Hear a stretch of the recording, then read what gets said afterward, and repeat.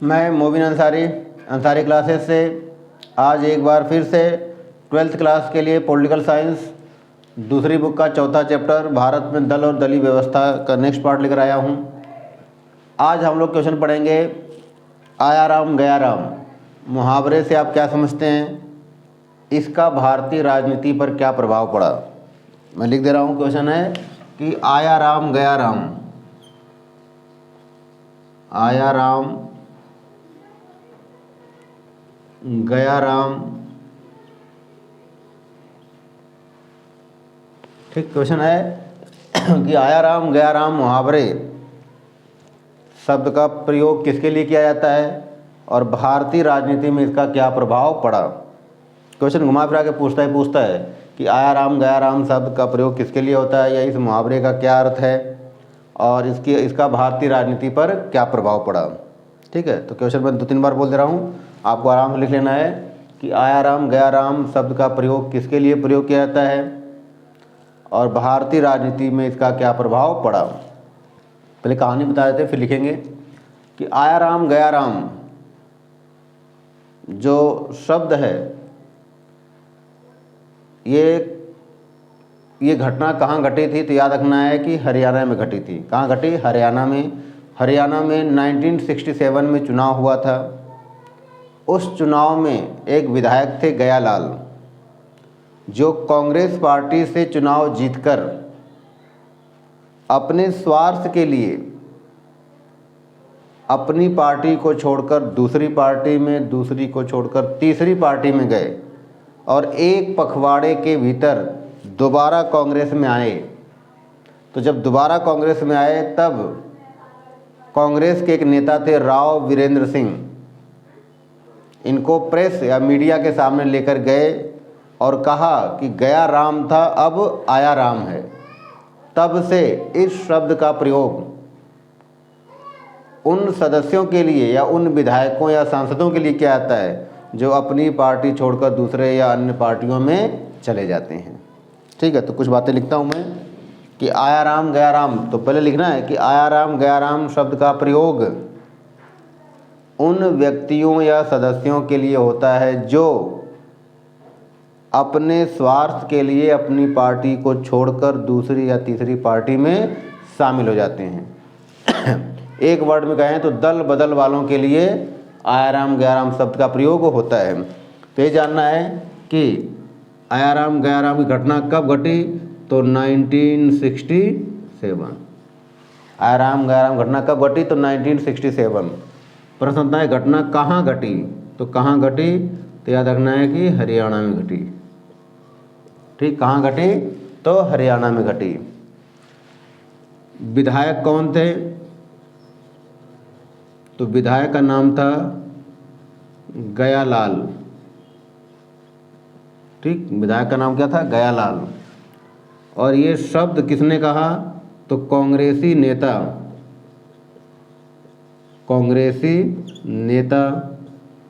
जिनका नाम था राव वीरेंद्र सिंह। ठीक है, अब बताना है, ये तो हो गया मुख्य बातें कि आया राम गया राम घटना कब हुई, तो घटी तो 1967 में। कहाँ घटी, तो हरियाणा में। कौन था विधायक, तो गयालाल। ये शब्द किसने कहा, तो कांग्रेसी नेता राव वीरेंद्र सिंह ने। अब इसमें ये तो मुख्य बातें जो 1 नंबर में क्वेश्चन में पूछी जा सकती है वो आपको लिखना है। इसके बाद पहला पॉइंट लिखना है कि आया राम गया राम शब्द का प्रयोग उन विधायकों या सांसदों के लिए किया जाता है जो अपने स्वार्थ के लिए अपनी पार्टी को छोड़कर दूसरी या तीसरी पार्टी में चले जाते हैं। तो पहला ये लाइन लिखना है कि इस शब्द का प्रयोग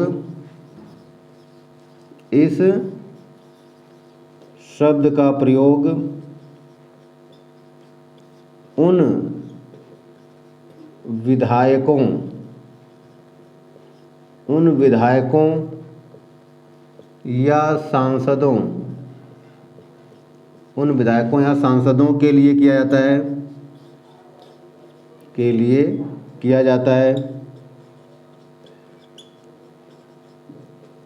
किया जाता है जो अपने स्वार्थ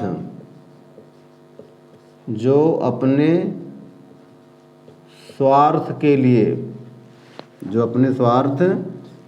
लिए अपनी पार्टी को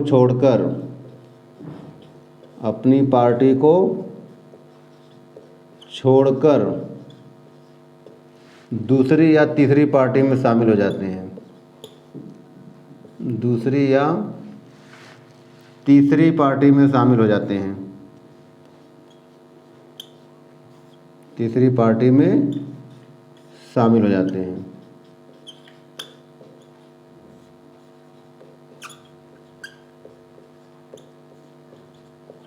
ठीक, ये तो क्या अर्थ। अब दूसरा पॉइंट में लिखना है कि यह घटना 1967 के चुनाव में हरियाणा में घटी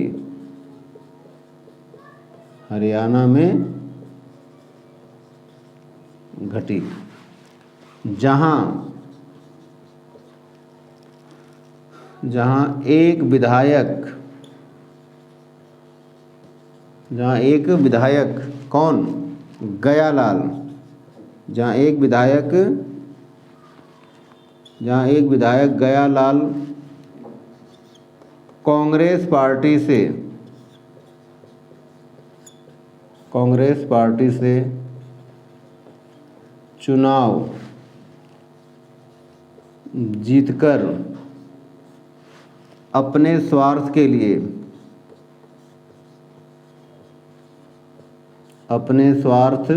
के लिए दूसरी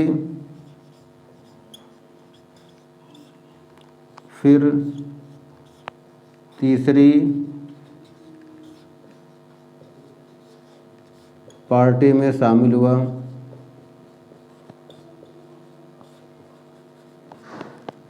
और एक पखवाड़े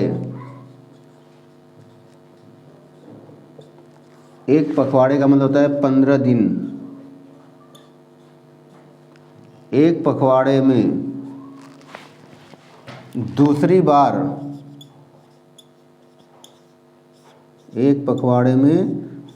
बार कांग्रेस पार्टी में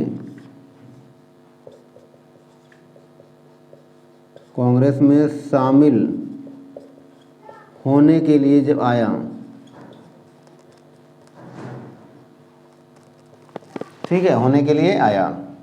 अब उसके बाद मैं केवल बोल रहा हूँ, आपको लिखना है कि जब वो दोबारा कांग्रेस में आने लगा तब तीसरे बार बताना है कि कांग्रेसी नेता राव वीरेंद्र सिंह उन्हें मीडिया के सामने ले गए और कहा कि गया राम था, अब आया राम है।